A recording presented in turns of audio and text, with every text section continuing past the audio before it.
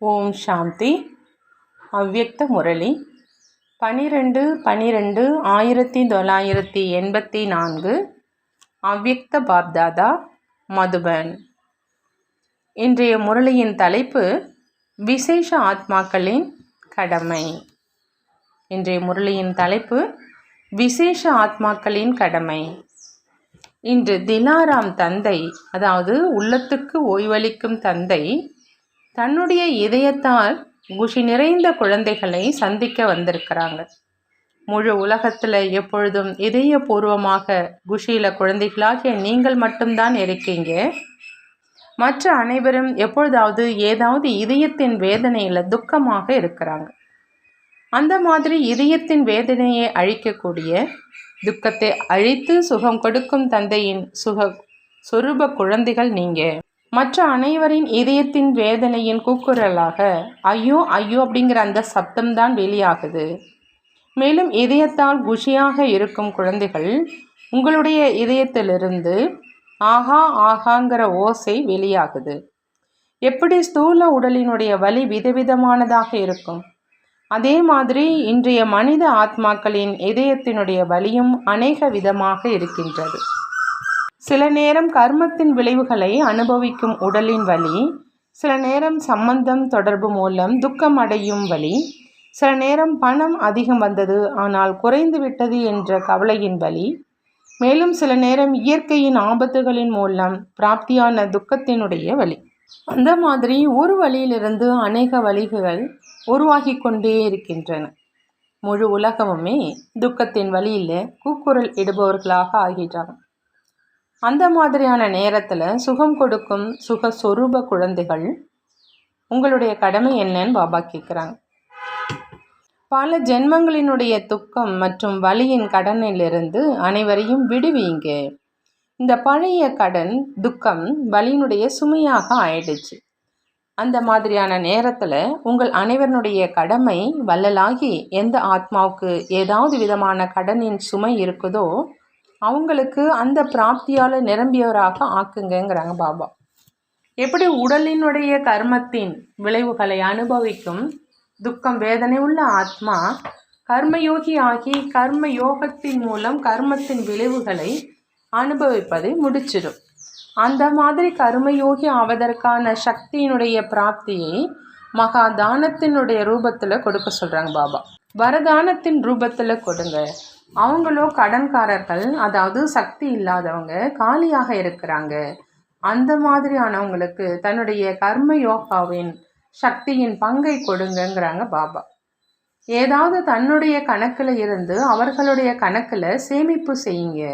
அப்போதான் அவங்க கடனின் சுமையிலிருந்து விடுபட முடியும். இத்தனை காலம் நேரடியாக தந்தையினுடைய வாரிசாகி என்னென்ன அனைத்து சக்திகளின் ஆஸ்தியை சேமிச்சிருக்கீங்களோ அந்த சேமித்த கணக்கிலிருந்து பரந்த மனமுடன் தானம் செய்ய சொல்கிறாங்க பாபா. அப்போது இதயத்தின் வலியை போக்க முடியும்.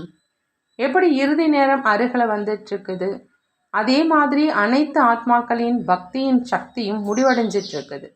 துவாபர் யுகத்திலிருந்து ரஜகுண ஆத்மாக்களில் இருந்தும் தானம் புண்ணியம் பக்தியினுடைய சக்தி அவங்களுடைய கணக்கில் சேமிப்பாக இருந்தது.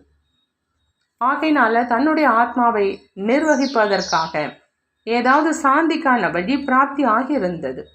ஆனால் இப்போ தமோகுண ஆத்மாக்கள் இந்த குறைந்த நேரத்தின் சுகத்தின் ஆத்மாவை நிர்வகிப்பதற்கான அந்த வழிகளில் இருந்தும் காலியாக ஆயிட்டாங்க. அதாவது பக்தியினுடைய பலனையும் அருந்தி காலியாக ஆயிடுச்சு.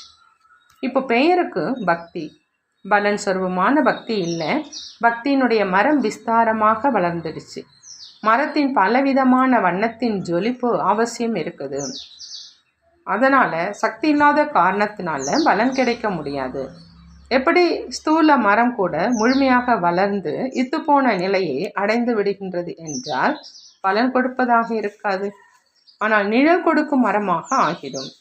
அதே மாதிரி பக்தியினுடைய மரமும் மனதை குஷிப்படுத்துவதற்கான நிழலை அவசியம் கொடுக்குது.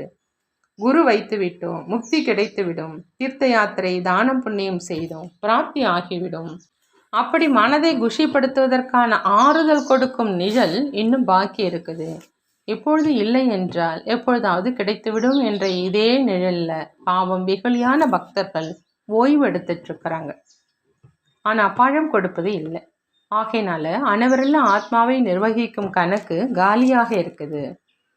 அந்த மாதிரியான நேரத்தில் நிரம்பி ஆத்மாக்களாகிய உங்களுடைய கடமை தன்னுடைய சேமிப்பாகி இருப்பதில் இருந்து அந்த ஆத்மாக்களுக்கு ஒரு பங்கை, அதாவது அந்த ஆத்மாக்களுக்கு தைரியம் மற்றும் உற்சாகத்தை கொடுக்கணும். சேமிப்பாகி இருக்குதா அல்லது தனக்காக சம்பாதிச்சிங்க மற்றும் சாப்பிட்டுட்டீங்களான்னு பாபா கேட்குறாங்க.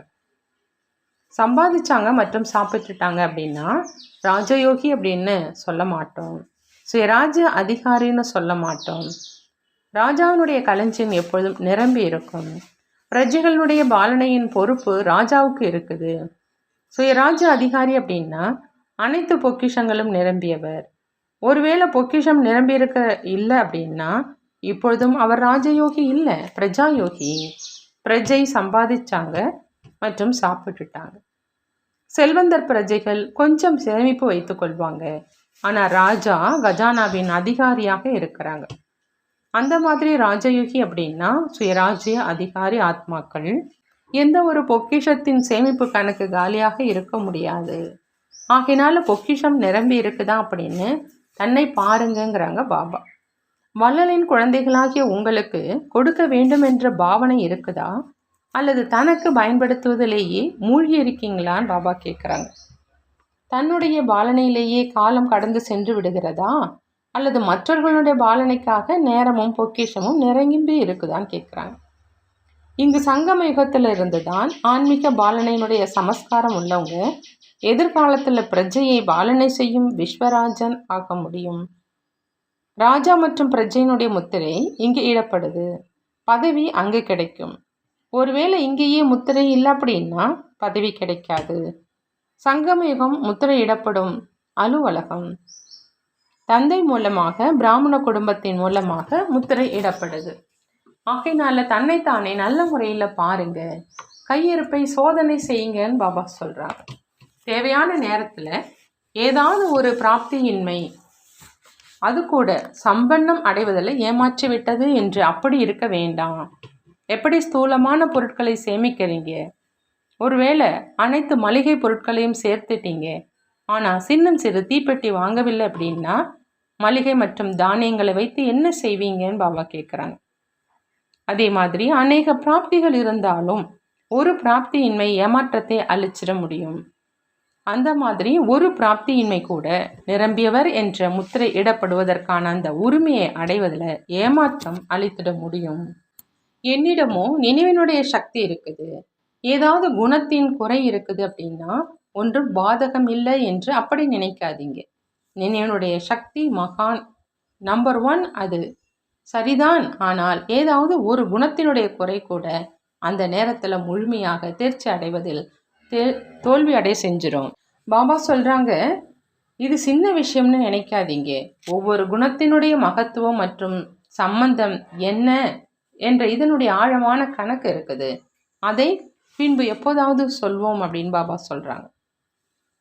விசேஷ ஆத்மாக்களுடைய கடமை மற்றும் பொறுப்பு என்ன, அதை இன்று விசேஷமாக நினைவூட்டினோம், புரிந்ததா அப்படின்னு பாபா கேட்குறாங்க. இந்த நேரம் டெல்லி தலைநகரை சேர்ந்தவங்க வந்திருக்கீங்க. ஆகினால ராஜ்ய அதிகாரியினுடைய விஷயத்தை சொன்னோம். அப்படியே தலைநகரத்தில் மாளிகை கிடைத்து விடாது, பாலனை செய்து பிரஜைகளை உருவாக்கணும். டெல்லியை சேர்ந்தவங்க அதிவேகமாக தயார் செய்து கொண்டு இருக்கிறீர்கள் தான் இல்லையா? தலைநகரத்தில் இருக்க வேண்டும் இல்லையா? தூரமாக செல்ல வேண்டாம் இல்லையா? குஜராத்தை சேர்ந்தவர்களும் இப்பொழுது உடன் இருக்கிறாங்க. சங்கமேகத்தில் மதுபனில் உடன் இருக்கிறாங்க அப்படின்னா ராஜ்யத்திலும் உடன் இருப்பாங்க. உடன் இருப்பதற்கான திடமான எண்ணம் வைப்பீங்க இல்லையா? 3வது இந்தோர். இண்டோர் என்றால் வீட்டில் இருப்பவங்க. அப்படி இந்தோர் ஜோனை சேர்ந்தவங்க ராஜ்யத்தின் வீட்டில் இருப்பீர்கள் இல்லையா? எப்பொழுதும் தந்தையினுடைய இதயம் என்ற வீட்டில் இருக்கிறவங்க. அப்படி மூவர்களின் அருகாமையினுடைய ராசி ஒத்து போகுது. எப்பொழுதும் அந்த மாதிரியே இந்த பாக்கியத்தின் ரேகையை தெளிவாகவும் விஸ்தாரமாகவும் ஆக்கிக்கொண்டே இருங்கன்னு பாபா சொல்கிறாங்க. நல்லது. அந்த மாதிரி எப்பொழுதும் சம்பன்ன நிலையின் கடமையை நிறைவேற்றக்கூடிய தன்னுடைய வள்ளல் தன்மையின் சிரேஷ்ட சமஸ்காரங்களினால் அனைவரினுடைய வேதனை அகற்றக்கூடிய, எப்பொழுதும் சுயராஜ்ய அதிகாரி ஆகி ஆன்மீக பாலனை செய்யக்கூடிய, அனைத்து பொக்கிஷங்களால் நிரம்பிய களஞ்சியமாக ஆக்கக்கூடிய மாஸ்டர் வள்ளல், வரமளிக்கும் வள்ளல், அந்த மாதிரி ராஜயோகி சிரேஷ்ட ஆத்மாக்களுக்கு பாப்தாதாவினுடைய அன்பு நினைவுகள் மற்றும் நமஸ்காரம் செய்கிறாங்க. நாமும் நம்மளுடைய பாப்தாதாவுக்கு அன்பு நினைவுகள் மற்றும் நமஸ்காரம் செய்வோம். பார்ட்டிகளோடு அவ்யக்த பாப்தாதாவுடைய சந்திப்பு. எப்பொழுதும் தன்னை பார்வையாளர் என்ற இருக்கையில் அமர்ந்திருக்கும் ஆத்மா என்று அனுபவம் செய்கிறீங்களான்னு பாபா கேட்குறாங்க. இந்த பார்வையாளரினுடைய நிலை அனைத்தையும் விட மிக நல்ல சிரேஷ்டமான இருக்கை. இந்த இருக்கையில் அமர்ந்து காரியம் செய்வதிலும் அல்லது பார்ப்பதிலும் மிகுந்த மகிழ்ச்சி வரும். எப்படி இருக்கை நன்றாக இருக்குது அப்படின்னா அமருவதில் மகிழ்ச்சி வரும் இல்லையா? இருக்கை நன்றாக இல்லை அப்படின்னா அமருவதில் மகிழ்ச்சி இருக்காது. இந்த பார்வையாளர் என்ற இருக்கை அனைத்தையும் விட சிரேஷ்ட இருக்கை. இதே இருக்கையில் எப்பொழுதுமே அமர்ந்திருக்கீங்களான்னு பாபா கேட்குறாங்க. உலகத்தில் கூட இன்றைய நாட்களில் இருக்கையை பிடிப்பதற்காகத்தான் அங்கும் இங்கும் ஓடுறாங்க. உங்களுக்கு எவ்வளோ நல்ல இருக்கை கிடைச்சிருக்குது. அந்த இருக்கையில் இருந்து உங்களை யாரும் கீழே இறக்க முடியாது. அவர்களுக்கும் எவ்வளோ பயம் இருக்குது. இன்று இருக்கை இருக்குது, நாளை இல்லாமல் போய்விடலாம். உங்களுடையது அழியாதது. பயமில்லாமல் நீங்கள் அமர முடியும். அந்த மாதிரி பார்வையாளர் நிலை என்ற இருக்கையில் எப்பொழுதும் அமர்ந்திருக்கீங்களா அப்படின்னு பாபா கேட்குறாங்க. நிலை குலைந்து இருப்பவர் இருக்கையில் ஒரே சீராக அமர முடியாது. எப்பொழுதுமே இந்த இருக்கையில் நன்றாக அமர்ந்திருங்க. இது அந்த மாதிரி மிகவும் சௌகரியமான இருக்கை. அதில் அமர்ந்து கொண்டு நீங்கள் என்ன பார்க்க விரும்புகிறீங்களோ, என்ன அனுபவம் செய்ய விரும்புகிறீங்களோ அதை செய்ய முடியும்னு சொல்கிறாங்க பாபா.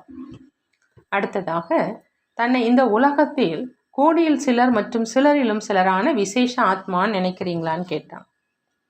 ஃபஸ்ட்டு எப்பொழுதுமே தன்னை பார்வையாளர் என்ற இருக்கையில் அமர்ந்திருக்கும் ஆத்மான்னு அனுபவம் செய்கிறீங்களான்னு கேட்டாங்க. இப்போ பாபா கேட்குறாங்க, தன்னை இந்த உலகத்தில் கோடியில் சிலர் மற்றும் சிலரிலும் சிலரான விசேஷ ஆத்மா நினைக்கிறீங்களா அப்படின்னு. கோடியில் சிலர் தான் தந்தையினுடைய குழந்தை ஆக்குறாங்க அப்படிங்கிற அந்த வர்ணனை இருக்குது இல்லையா? அது நான் தான். இந்த குஷி எப்பொழுதும் இருக்குதா? உலகத்தில் அநேக ஆத்மாக்கள் தந்தையை அடைவதற்காக முயற்சி செஞ்சிட்டு இருக்கிறாங்க. மேலும் நான் அடைஞ்சிட்டேன். தந்தையினுடைய குழந்தை ஆவது அப்படின்னா தந்தையை அடைவது. உலகத்தினர் தேடிட்டு இருக்கிறாங்க. மேலும் நான் அவருடைய குழந்தையாகவே ஆயிட்டேன். பக்தி மார்க்கம் மற்றும் ஞான மார்க்கத்தினுடைய பிராப்தியில் மிகுந்த வித்தியாசம் இருக்குது. ஞானம் அப்படிங்கிறது படிப்பு, பக்தி அப்படிங்கிறது படிப்பு கிடையாது. அது குறைந்த நேரத்துக்கான ஆன்மீக பொழுதுபோக்கு.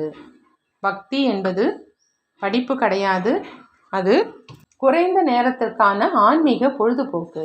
ஆனால் சதா காலத்திற்கான பிராப்திக்கான சாதனம் ஞானம்தான். சதா காலத்துக்கான பிராப்திக்கான சாதனம் ஞானம். ஆகையினால எப்பொழுதும் இதே நினைவில் இருந்து மற்றவர்களையும் சக்திசாலியாக ஆக்க சொல்கிறாங்க பாபா. எது நினைவிலும் கனவிலும் இல்லாமல் இருந்ததோ அதை நடைமுறையில் அடைந்துட்டேன். தந்தை ஒவ்வொரு மூலையில் இருந்தும் குழந்தைகளை கண்டுபிடித்து தன்னுடையவராக ஆக்கிவிட்டார். ஆகையினால இதே குஷியில் இருங்கன்னு பாபா சொல்கிறாங்க. அடுத்ததா, அனைவரும் தன்னை ஒரே ஒரு தந்தையின் வழியில் நடக்கும் ஒரே சீரான நிலையில் நிலைத்திருப்பவர்கள் என்று அனுபவம் செய்கிறீங்களான்னு பாபா கேட்குறாங்க. எப்போ ஒரு தந்தை தவிர வேறு யாருமே இல்லை அப்படின்னா சுலபமாகவே ஒரே சீரான நிலை வந்துடுது. அந்த மாதிரி அனுபவம் இருக்கா அப்படின்னு கேட்குறாங்க. மூணாவதா, அனைவரும் தன்னை ஒரே ஒரு தந்தையின் வழியில் நடக்கும் ஒரே சீரான நிலையில் நிலைத்திருப்பவர்கள் என்ற அனுபவம் செய்கிறீங்களான்னு கேட்குறாங்க. இப்போ இன்னொருவர் யாருமே இல்லை என்றால் புத்தி எங்கே போகும்? மேலும் வேறு எங்கு செல்வதற்கும் வாய்ப்பே இல்லை. இருப்பதே ஒரே ஒருவர். எங்கு 2-3 விஷயங்கள் இருக்குது அப்படின்னா யோசிப்பதற்கு வாய்ப்பு இருக்கும். எப்பொழுதும் ஒரே ஒரு வழிதான் என்றால் எங்கு செல்ல முடியும்? அந்த மாதிரி இங்கு மார்க்கத்தை கூறுவதற்கான சகஜ விதி ஒரு தந்தை, ஒரு வழி, ஒரே சீரான ஒரே ஒரு பரிவாரம். இந்த ஒரே ஒரு விஷயத்தை நினைவில் வைத்து கொண்டீங்க அப்படின்னா முதல் நம்பர் ஆகிடலாம். ஒன்றின் கணக்கை தெரிந்து கொள்ள வேண்டும், அவ்வளவுதான். எங்கே இருந்தாலும் ஆனால் ஒருவரினுடைய நினைவு இருக்குது என்றால் எப்பொழுதுமே உடன் இருப்பீங்க, தூரமாக இல்லை. எங்கு தந்தையினுடைய துணை இருக்குதோ அங்கு மாயாவினுடைய துணை இருக்க முடியாது. தந்தையிடமிருந்து பிரிந்து விட்டு பிறகு மாயா வருது, அப்படியே வர்றதில்ல. முதல்ல தந்தைக்கிட்ட இருந்து பிரிக்குது, அப்புறம்தான் வருது. ஆகினால நீங்கள் பிரியவும் செய்யாதீங்க, மாயாவும் வர வேண்டாம். அந்த ஒருவருக்குத்தான் மகத்துவம் அப்படின்னு சொல்கிறாங்க பாபா. அடுத்ததான் அதர் குமாரர்களுடன் பாப்தாதா சந்திக்கிறாங்க. அதாவது இல்லறத்தில் இருக்கும் சகோதரர்களோடு அவ்யக்த பாப்தாதா சந்திப்பு செய்கிறாங்க. அவங்க கிட்ட பாப்தாதா கேட்குறாங்க, எப்பொழுதும் இல்லறத்தில் இருந்து கொண்டும் ஆன்மீக உணர்வில் இருக்கிறீர்களா அப்படின்னு. நீங்கள் இல்லற வாழ்க்கையில் இருந்து விலகி இருக்கிறவங்க, எப்பொழுதும் ட்ரஸ்டி ரூபத்தில் இருக்கிறவங்க, அந்த மாதிரி அனுபவம் செய்கிறீங்களான்னு கேட்குறாங்க. ட்ரஸ்டி அப்படின்னா எப்பொழுதும் சுகமானவர், மேலும் குடும்பஸ்தன் என்றால் எப்பொழுதும் துக்கமானவர். ட்ரஸ்டி அப்படின்னா பாபா சொல்கிறாங்க எப்பொழுதுமே சுகமானவங்க, குடும்பஸ்தன் அப்படின்னா எப்பொழுதும் துக்கமானவங்க. அப்படின்னா நீங்கள் யாராக இருக்கீங்க? எப்பொழுதும் சுகமானவர்கள், இப்பொழுது துக்கமான உலகத்தை விட்டுட்டீங்க, அதிலிருந்து வெளியேறி வந்துட்டீங்க. இப்போ சங்கம் யுகத்தில் சுகங்களின் யுகத்தில் இருக்கீங்க. நீங்கள் இப்போ ஆன்மீக இல்லறத்தில் இருக்கிறீங்களே அன்றி உலகத்தின் இல்லறத்தில் இருக்கலை. உங்களுக்குள்ளும் ஆன்மீக உள்ளுணர்வு, ஆன்மீக பார்வை இருக்கணும்னு சொல்கிறாங்க பாபா. பாபா சொல்கிறாங்க, ட்ரஸ்டி நிலையினுடைய அடையாளம் எப்பொழுதும் விலகி இருப்பவங்க மற்றும் தந்தையின் பிரியமானவங்க. ஒருவேளை விலகி இருந்து அன்பானவராக இருக்கல அப்படின்னா ட்ரஸ்டியாகவும் இல்லை. குடும்ப வாழ்க்கை அப்படின்னா பந்தனம் நிறைந்த வாழ்க்கை. ட்ரஸ்டி வாழ்க்கை அப்படின்னா பந்தனமற்ற வாழ்க்கை. ட்ரஸ்டி ஆகிறதுல அனைத்து பந்தனங்களும் சுலபமாகவே முடிவடைஞ்சிருது. பந்தனமற்றவங்க அப்படின்னா எப்பொழுதும் சுகமானவங்க, அவங்கக்கிட்ட துக்கத்தினுடைய அலைகளே வர முடியாது. ஒருவேளை எண்ணத்தில் கூட என்னுடைய வீடு, என்னுடைய குடும்பம், என்னுடைய இந்த வேலை என்று வருது அப்படின்னா அந்த நினைவு கூட மாயாவை அழைக்குது. ஆகினால என்னுடையதை உன்னுடையதாக ஆக்கிடுங்கிறாங்க பாபா. எங்கு உன்னுடையது இருக்குதோ அங்கு துக்கம் அகன்றிடுது. என்னுடையது என்று சொல்றதுனால குழப்பத்தில் வருவது, உன்னுடையது என்று சொல்றதுனால மகிழ்ச்சியோடு இருப்பது. இப்போ மகிழ்ச்சியாக இருக்க முடியல அப்படின்னா எப்போ இருப்பீங்கன்னு பாபா கேட்குறாங்க. இப்போ மகிழ்ச்சியாக இருக்கலை அப்படின்னா எப்போ இருப்பீங்க? சங்கமிகமே மகிழ்ச்சியில் இருப்பதற்கான யுகம். ஆகையினால எப்பொழுதும் மகிழ்ச்சியில் இருக்க சொல்கிறாங்க. கனவிலும் மற்றும் நினைவிலும் கூட வீணானவே இருக்க வேண்டாம். அரைக்கல்பம் அனைத்தையும் வீணாக இழந்தீங்க, இப்போ இழப்பதற்கான நேரம் முடிவடைஞ்சிருச்சு. இப்போ சம்பாதிக்கும் நேரம். எவ்வளோ சக்திசாலியாக இருப்பீங்களோ அந்தளவு சம்பாத்தியம் செஞ்சு சேமிப்பு செய்ய முடியும். 21 ஜென்மங்களும் மிக சௌகரியமாக இருந்து சாப்பிடும் அளவுக்கு சேமிப்பு செய்யுங்க. மற்றவங்களுக்கும் கொடுக்க முடியும் அளவுக்கு கையிருப்பு இருக்கணும். ஏன்னா நீங்கள் வள்ளலின் குழந்தைகள், எந்தளவு சேமிப்பு இருக்குமோ அந்தளவு அவசியம் குஷி இருக்கும்னு சொல்கிறாங்க பாபா. எப்பொழுதும் ஒரு தந்தையை தவிர வேறு யாரும் இல்லை என்ற இதே ஈடுபாட்டில் மூழ்கி இருங்க. எங்கு முழு ஈடுபாடு இருக்குதோ அங்கே தடை வர முடியாது. பகல் இருக்குது அப்படின்னா இரவு இல்லை, இரவு இருக்கும் நேரத்தில் பகல் இருக்காது. அதே போல தான் இந்த முழு ஈடுபாடும் தடையும். உங்களுடைய ஈடுபாடு அந்தளவு சக்திசாலியாக இருக்கணும். அது தடையை பஸ்பம் செஞ்சிடும். நீங்கள் அந்த மாதிரியான தடையற்ற ஆத்மாவாக இருக்கீங்களான்னு கேட்குறாங்க பாபா. எவ்வளோதான் பெரிய தடையாக இருந்தாலும், மாயா தடை ரூபமாக மாறி வந்தாலும், ஆனால் முழு ஈடுபாடு உள்ளவங்க எப்படி வெண்ணெயிலிருந்து முடி எடுக்கப்படுது அதே மாதிரி அதை கடந்துடுவாங்க. முழு ஈடுபாடு தான் அனைத்து பிராப்திகளையும் அனுபவம் செய்விக்கும். எங்கு தந்தை இருக்கிறாங்களோ அங்கே பிராப்தி அவசியம் இருக்குது. எது தந்தையினுடைய பொக்கிஷமோ அது குழந்தைகளினுடைய இதுன்னு பாபா சொல்கிறாங்க. அடுத்ததாக மாதர்களோடு அவ்யக்த பாப்தாதா சந்திக்கிறாங்க. நீங்கள் சக்தி தலம் தான் இல்லையா அப்படின்னு கேட்குறாங்க பாபா. தாய்மார்கள் ஜெகத் மாதாக்கள் ஆகிட்டாங்க. இப்போ எல்லைக்குட்பட்ட மாதாக்கள் கிடையாது. எப்பொழுதும் தன்னை ஜெகத் மாதா அப்படின்னு புரிஞ்சுக்கிங்க. எல்லைக்கு உட்பட்ட குடும்ப வாழ்க்கையில் மாட்டிக்கொள்கிறவங்க இல்லை. எல்லைக்கு அப்பாற்பட்ட சேவையில் எப்பொழுதும் குஷியாக இருக்கிறவங்க. தந்தை எவ்வளோ உயர்ந்த பதவியை கொடுத்துட்டாங்க. தாசியாக இருந்தவர்களிருந்து தலையின் கிரீடமாக ஆக்கிட்டாங்க. ஆகா எனது உயர்ந்த பாக்கியமே என்று இதே பாடலை பாடிக்கொண்டு மட்டும் இருங்க. இந்த ஒரு வேலையை மட்டும்தான் தந்தை தாய்மார்களுக்கு கொடுத்துருக்கிறார். என்ன வேலை கொடுத்துருக்குறாங்க பாப்தாதா? ஒரே பாடல் பாடிட்டு இருக்கணும். ஆகா எனது உயர்ந்த பாக்கியமே அப்படிங்கிற பாடல். ஏன்னா மிகவும் அலைந்து அலைந்து களைப்படைஞ்சிட்டாங்க. ஆகினால தந்தை தாய்மார்களுடைய களைப்பை பார்த்து அவங்களை களைப்பிலிருந்து விடுவிப்பதற்காக வந்திருக்கிறார். 63 ஜென்மங்களுடைய களைப்பை ஒரு ஜென்மத்தில் அகற்றிட்டார், ஒரு வினாடியில் அகற்றிட்டார். தந்தையினுடைய குழந்தை ஆணைங்கே களைப்பாகின்றது. மாதாக்களுக்கு ஊஞ்சல்ல ஆடுவதும் மற்றும் ஆட்டுவதும் ரொம்ப பிடிக்கும் இல்லையா? ஆகினால தந்தை மாதாக்களை குஷி அதீந்திரிய சுகத்தினுடைய ஊஞ்சல்ல ஆட்டுவிக்கிறாங்க. அதே ஊஞ்சல்ல ஆடிக்கிட்டே இருங்க, நிரந்தர சுகமானவராக நிரந்தர சுமங்கலியாக ஆகிட்டீங்க, அமர தந்தையின் அமர குழந்தைகளாக ஆகிட்டீங்க. பாப்தாதாவும் குழந்தைகளை பார்த்து குஷி அடைகிறாங்க. நல்லது. பாபா வரதானம் கொடுக்குறாங்க. நிரம்பிய நிலை மூலமா எப்பொழுதும் திருப்தியை அனுபவம் செய்யக்கூடிய செல்வந்தர் ஆகுக. பாபா சொல்றாங்க, செல்வந்தர் ஆகணும் அப்படின்னா நிரம்பிய நிலை மூலமா எப்பொழுதும் திருப்தியை அனுபவம் செய்யணும் அப்படின்னு. சுயராஜ்யத்தினுடைய செல்வம் ஞானம், குணம் மற்றும் சக்திகள். சுயராஜ்யத்தினுடைய செல்வம் ஞானம், குணம் மற்றும் சக்திகள். யார் இந்த அனைத்து செல்வங்களினால் நிரம்பிய சுயராஜ்ய அதிகாரியாக இருக்கிறாங்களோ அவங்க எப்பொழுதுமே திருப்தியாக இருக்கிறாங்க. அவங்க கிட்ட பிராப்தியின்மையினுடைய பெயர் அடையாளம் கூட இருக்காது. எல்லைக்குட்பட்ட ஆசைகள் என்றால் என்னவென்று தெரியாதவர் இவரைத்தான் செல்வந்தர் என்று சொல்றது.